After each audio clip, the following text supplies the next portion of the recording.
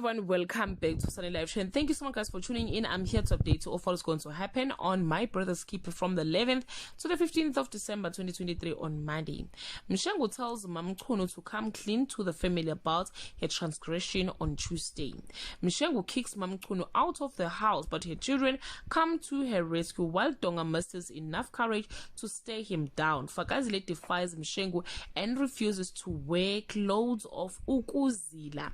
Koketso and Sibusiso decide to give their relationship one more try on Wednesday. With Thuthuka dead, will Mshengu finally do the right thing, or he will cling the power and continue sidelining Ngubeko? Koketso and Sibusiso build a castle in the air.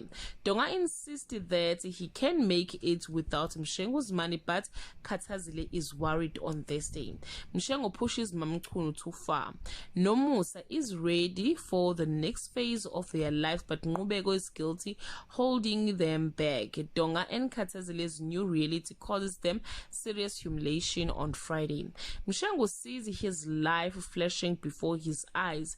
Ngubeko and Fakazile fail to fight the burning sexual tension between them. Donga is embarrassed when he learns Sibusiso gave the twin money to go shopping.